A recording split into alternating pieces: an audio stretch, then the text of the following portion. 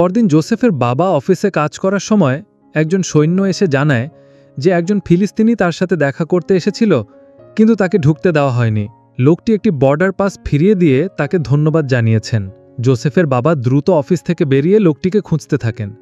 লোকটি ছিল ইয়াসিনের বাবা। জোসেফের বাবাই তাকে ইসরায়েলে ঢোকার অনুমতিপত্রটি জোগাড় করে দিয়েছিলেন, কিন্তু ইয়াসিনের বাবা সেটি ফিরিয়ে দিতে চান, কারণ তিনি আর কখনো ইসরায়েলে আসতে চান না। জোসেফের বাবা তাকে কফি খাওয়ার অনুরোধ করে। একজন ফিলিস্তিনি আর একজন ইসরায়েলি পাশাপাশি বসে কফি খাচ্ছে, কিন্তু কেউ কোনো কথা বলছে না।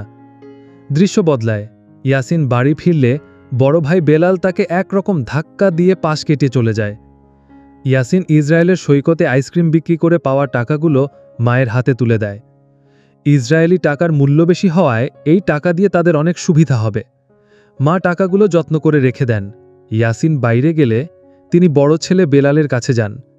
মা বেলালকে তার ছোটবেলার কথা মনে করিয়ে দিয়ে বলেন, মনে আছে তোর, ইয়াসিন যখন তোর আন্টির বাসায় থাকত, আমি তোকে যাই কিনে দিতাম, তুই সব কিছুর অর্ধেক আলাদা করে রাখতি আর বলতি এটা আমার ভাই ইয়াসিনের জন্য।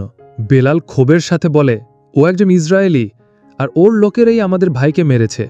মা তাকে বোঝান, ইয়াসিন তোরই ভাই, আর ভুলে যাস না তুই একজন মুসলিম, তোকে আরও ধৈর্যশীল আর উদার হতে হবে। এর কিছুদিন পর ইয়াসিন আবার ইসরায়েলের সৈকতে জোসেফের সাথে আইসক্রিম বিক্রি করতে যায়।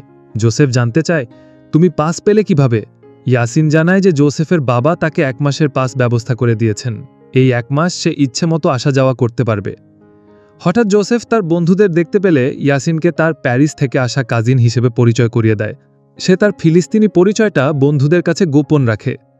বন্ধুরা ইয়াসিনকে একটি পার্টিতে আমন্ত্রণ জানায়।